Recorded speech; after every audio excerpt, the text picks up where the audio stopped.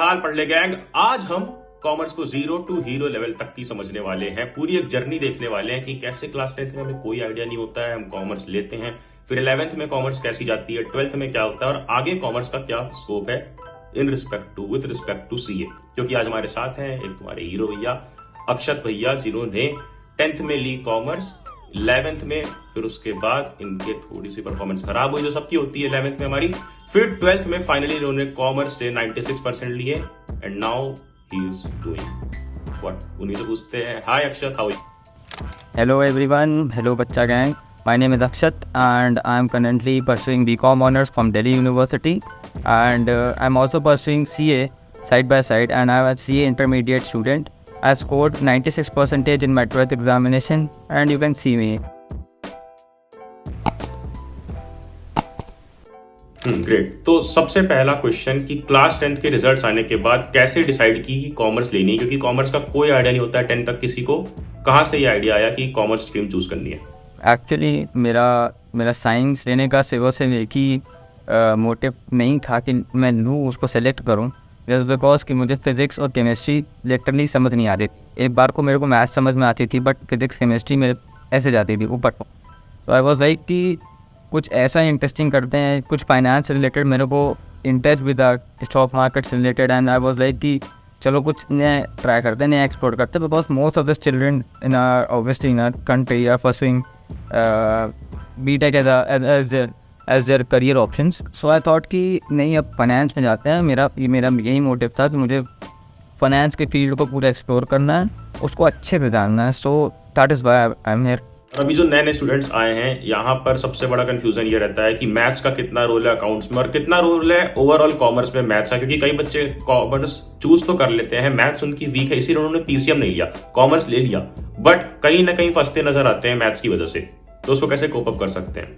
Commerce में तो मतलब means it is just basic calculations, means जो कि आप 7th 8th 9th 10th इसमें सीख करके आओ। मैथ्स उसका उससे ज़्यादा रोल नहीं रहता है, ठीक है। और अगर आप बाद में सीए भी प्रेफर करते हो लेने के लिए तो उसमें भी मैथ्स का रोल इतना नहीं है। आपको सिर्फ और सिर्फ ये होनी चाहिए कि आपको बेसिक मैथ्स आनी चाहिए, जस्ट लाइक यूनिटरी मेथड हो गया, मतलब basic maths that you have taken in class 10th, right. Basic maths का जो ऑप्शन सीबीएसई ने बाद में ले आया था कि कॉमर्स में जो बच्चे तो बेसिक मैथ्स वाले स्टूडेंट्स के लिए लाइक कंफर्टेबली वो ले सकते हैं, बेसिक मैथ्स वाले स्टूडेंट्स कंफर्टेबली ले सकते हैं, मैथ्स का इतना रोल नहीं है।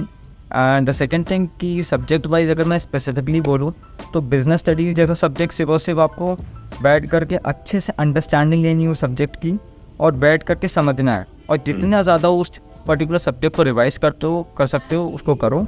And then we come to economics. Economics के लिए आपको स्पेसिफिकली क्या कहते हैं, फॉर्मूला एकदम अच्छे से आना चाहिए, फॉर्मूला आपके दिमाग में होना चाहिए। माइक्रो इकोनॉमिक्स में आपको रिलेट करना पड़ेगा उन सभी चीज़ों के लिए जो कि आप आसपास देख रहे हो, जस्ट लाइक फिजिक्स जो आप रिलेट कर सकते हो फैन से और इस सब चीज़ें। सिमिलरली आप इकोनॉमी से आपको रिलेट करना पड़ेगा हर चीज़ों को जो कि आप 11th और 12th में पढ़ रहे हो इन इकोनॉमिक्स।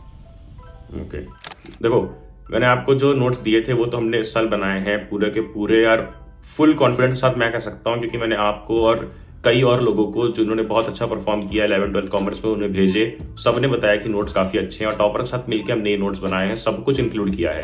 ये नोट्स यार वेबसाइट पे हमारे अवेलेबल है, टेलीग्राम चैनल पढ़लक्ष्य पे अवेलेबल है। वो नोट्स जो अक्षय भैया ने मुझे फॉरवर्ड किए थे, दिखाया था उसमें कैसे नोट्स बहुत अच्छे और प्रिंटेड नोट्स हैं, वो बहुत ही कलरफुल नोट्स बनाए उन्होंने। मैं भी उस समय होप कर रहा था 11th में शायद मेरे पास इस तरह के नोट्स होते, तो obviously I would prefer it. और मैं रेकमेंड भी करता हूँ कि यार इसके नोट्स बहुत अच्छे हैं, अक्षय भैया के नोट्स इट्स वेरी गुड। अभी मजा आएगा ना भिड़ो। मैं आपसे पूछना चाहूंगा कि आपने खुद के नोट्स उस टाइम पे कैसे बनाए जब कुछ अवेलेबल नहीं था उस टाइम पे?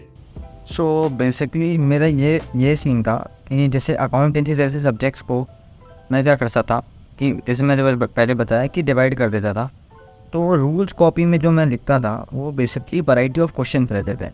जैसे आप कोई भी पर्टिकुलर सब्जेक्ट में, कोई भी प्रैक्टिकल सब्जेक्ट में variety of questions go through करते हैं। आप आते हैं, लगता है कि यार ये डिफरेंट वैरायटी का क्वेश्चन है, ये डिफरेंट वैरायटी का क्वेश्चन है, सिमिलर क्वेश्चन लगता बना है बट वर्डिंग्स में चेंजेस होने के कारण वो क्वेश्चंस का पूरा कंसेप्ट और पूरा उसके अंडरस्टैंडिंग ही डिफरेंट हो जाती है।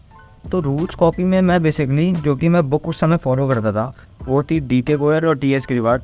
जो मेरा मेन फोकस DK गोयर में था उस समय, क्योंकि 12th में बेसिकली तो 12th में मेरा फोकस DK गोयर में था। उसमें मैं क्या करता था कि जो कॉन्सेप्ट रजिस्टर थी मेरी, उस पर मैं जो भी क्वेश्चन सॉल्व करूँ और उस पर मुझे लगे कि ये अलग वैरायटी का क्वेश्चन है, भले वो सेम तरीके से ही सॉल्व हुआ हो बट उसमें वर्डिंग्स की वजह से कुछ उलट फेर हुआ है उसमें, तो मैं उस चीज़ को उस रूल्स कॉपी में लिखता था, जिससे कि मुझे पलटू में जैसे ही कॉपी हुआ at the end of the day तो मुझे समझ में आ जाए कि हाँ इस पर्टिकुलर वैरायटी से ज़्यादा क्वेश्चंस है ही नहीं।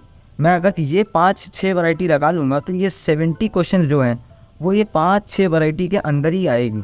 तो इससे मुझे ज़्यादा, अगर मैं इसको थोड़ा सा सिंपल वर्ड्स में रखूं अपनी ऑडियंस के लिए तो वो ये होगा कि एक नोटबुक स्पेशल नोटबुक टाइप की रहेगी जिसमें हर टाइपोलॉजी के एक क्वेश्चन डाल दो विद सॉल्यूशन, ताकि फुल कॉन्फिडेंस रहे किसी भी टेस्ट एग्जाम के पहले कि हाँ इससे बाहर से इससे अलग टाइपोलॉजी का क्वेश्चन फंसाने वाला नहीं आएगा।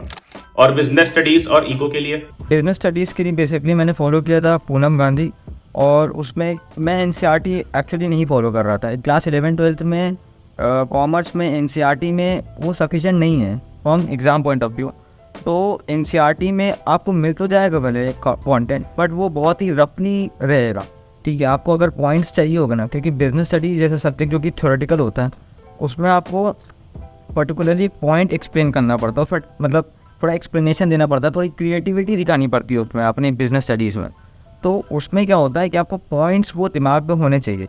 तो उसमें आप जितनी बार उस बुक को पढ़ोगे, जितनी बार आप सीखोगे, उतना समझोगे, वो आपको एक और दिमाग में जाएगा और आपको और मेमोरी में वो बैठेगा वो चीज़। तो बिजनेस स्टडीज़ के लिए पूनम गांधी रिकमेंडेड है, और फिर उसको आपको पढ़ना पड़ेगा कंटिन्यूसली बुक्स से ही। और पॉइंट्स, क्योंकि थ्योरेटिकल सब्जेक्ट है तो उसमें पॉइंट्स अच्छे से मेंशन रहते हैं, तो आपको हाइलाइटर और बुक से आप उससे मैनेज कर सकते हो। उसमें आपको स्पेसिफिक इको के लिए बुक्स हैं, 2 बुक मैंने फॉलो किया था, TR जैन VK होरी, जिसमें TR जैन VK होरी द बेस्ट बुक, जिसमें पूरा अच्छे से अंडरस्टैंडिंग कंसेप्चुअलिटी सब बताई गई है। अगर मैं आपसे ये पूछूं कि एक होती है जो स्टूडेंट्स होते हैं कैटेगरी के जो स्कूल एग्जाम्स और बोर्ड्स पे फोकस होते हैं, एक होते हैं आपके जैसे स्टूडेंट्स जो शुरू से प्लान बना के रखते हैं कि CA फाउंडेशन और CA की तरफ देख रहे होते हैं, क्या डिफरेंस होना चाहिए प्रिपरेशन में क्लास 11 से अगर हम CA फाउंडेशन को टारगेट करते हैं? क्लास 11 से अगर आप CA फाउंडेशन को टारगेट करना चाहते हैं तो पहले आपको बेस क्रिएट करना पड़ेगा, जो कि क्लास 11 पे ही बनेगा। CA foundation is not very tough कि आप मतलब बहुत मुश्किल है निकालना, वो आप निकाल सकते हो, बट उसके लिए प्रायर कंडीशन यही है कि आपका बेस बहुत स्ट्रॉन्ग होना चाहिए। अगर आपका बेस ही हिला हुआ है तो आप कंसेप्ट ही नहीं हिला हुआ है तो आप नहीं कर सकते हो, आप नहीं परफॉर्म कर सकते हो, CA फाउंडेशन नहीं क्रैक कर सकते हो। जनवरी तक मेरे प्री बोर्ड तक, तो तब मैंने सैम्पल पेपर पे जम किया, फरवरी मिड ऑफ फरवरी और स्टार्टिंग ऑफ फरवरी में मैंने जम किया, और फिर कंटिन्यूसली मैं उसको डेली बेसिस में करता था। डेली बेसिस में मतलब means I was doing on कि आज एक सैम्पल पेपर लगाया, अगले दिन सैम्पल पेपर लगाया, अगले दिन सैम्पल पेपर लगाया, और हर सैम्पल पेपर पे अपना एनालिसिस करता था कि कितनी गलतियाँ हुई और कितनी ज़्यादा कहाँ पे मैंने मिस आउट कर दिया, कहाँ पे मैंने चीज़ें गलत कर दी। तो इस चीज़ को एनालिसिस मैं डेली बेसिस पर करता था। अभी अगला क्वेश्चन है कि आपने 11 की बात की, CA फाउंडेशन की बात की, 12th की भी बात की कि कैसे रिवीजन किया, सिलेबस की या प्रैक्टिस की। अब एक मिथ जो सबके मन में रहता है कि कॉमर्स ले भी लेते हैं फिर भी वो खुद में ही ऐसा फील कर रहे होते हैं यार साइंस वाले पढ़ने वाले हैं, कॉमर्स वाले कहाँ पढ़ते हैं, कॉमर्स वाले तो एंजॉय करने आए लाइफ। तो उनको आप ऐसे कौन से फ्यूचरिस्टिक ऑप्शंस गिनवाना चाहोगे, कौन से बढ़िया ऑप्शंस अवेलेबल हैं जिसके लिए उन्हें दिल लगा के पढ़ाई करनी चाहिए, जैसे CA foundation and others? Commerce लोगे और आप स्टूडियस लोगे जिसको आप पढ़ना है, ठीक है, क्योंकि भाई बहाने देने वाले बहाने देंगे, वो आप उसको आप नहीं रोक सकते हो। And commerce is not easy at all. वो अपने आप में एक वास्ट सब्जेक्ट है, उसकी अलग एक अलग उसकी स्टडी है, और उस चीज़ को ग्रैब करना नहीं अपने आप में बड़ी चीज़ है, ठीक है। तो आपको जो करियर ऑप्शंस मैं जो बोलूँगा वो क्या क्या हो सकते हैं। आपका पहले तो सबसे जो पॉपुलर कोर्स है वो CA है, चार्टर्ड अकाउंट है। आप company secretary, as a company secretary एक कंपनी में एज अ कंपनी सेक्रेटरी काम कर सकते हो। आप CMA के लिए जा सकते हो, आप चीफ फाइनेंशियल अकाउंटेंट बन सकते हो, उस चीज़ पर भी जा सकते हो। आप बाद में परस्यू कर सकते हो BCom के साथ, बाद में अगर आप सोचो MBA करने का फ्रॉम IIM तो आप उसमें भी जा सकते हो। तो मैनेजमेंट कोर्सेज हो गए, आपके अकाउंटिंग कोर्सेज हो गए, क्योंकि ऑडिटिंग से रिलेटेड हो गए, जो कि आपकी कंपनी सेक्रेटरी जैसा कंपनी लॉ से रिलेटेड हो गया, एक एडवाइज़री के तौर पे आप कंपनी पे काम कर सकते हो। तो इन सब चीज़ों से रिलेटेड बहुत सारी फील्ड्स हैं, और बहुत सारी फील्ड्स हैं जो कि मुझे एज अ पर्सन भी नहीं पता होगा। ठीक है, मैं सारी फील्ड्स को एक्सप्लोर नहीं किया, बट जितना मुझे पता है उतना मैं आपको शेयर करता हूँ कि इतनी फील्ड्स तो है ही नहीं है, और बहुत सारी फील्ड्स हैं। 11th आ गए कॉमर्स में, 12th कॉमर्स अच्छी गई, उसके बाद 12th के बाद आपकी क्या जर्नी थी, और 12th के बाद कॉमर्स वाले स्टूडेंट्स को क्या सजेस्ट करोगे कि कौन से अच्छे कॉलेजेस में वो जा सकते हैं और कौन सा बेस्ट कोर्स परस्यू कर सकते हैं for graduation? Just like JEE mains और इन सब के लिए जो साइंस स्ट्रीम बच्चों के लिए होता है, JEE for specifically for non medical, और NEET for specifically for the medical work, तो वैसे ही हम लोग के लिए भी आया एक CUET, जिसके थ्रू जो आर्ट्स और कॉमर्स के बच्चे हैं एंड साइंस वाले बच्चे जिनको बाद में क्या कहते हैं परस्यू करना है MSc और BSc, तो उसमें वो जा सकते हैं। तो CUET का जैसे ही ये आया, ये पैटर्न आया, तो उसमें वी हैड नो आइडिया कि कैसे होगा, और ऑप्शनल पेपर होना था, तो ऑप्शनल पेपर में स्पीड मैटर करे, और जैसे ही स्पीड की बात आती है तो वो टेक्निक जो मैंने फॉलो की भी 11th-12th पे, कि मैं टाइमर लगा के करता था, तो वो we have to solve 40 questions in 40 minute. So we have to write very fast, we have to solve the question very fast. तो उस टाइम पीरियड पे मेरी वही टेक्निक फॉलो हुई, और वही चीज़ मेरे को फ्रूटफुल थी कि उसकी वजह से I score 763 out of 800 in CUET। And then obviously I prepared for CA foundation. मेरा 1 महीने बाद ही CA फाउंडेशन था, अगस्त में, जुलाई अगस्त के मिड में मैंने CUET दिया, एंड नवंबर में मेरा CA फाउंडेशन था।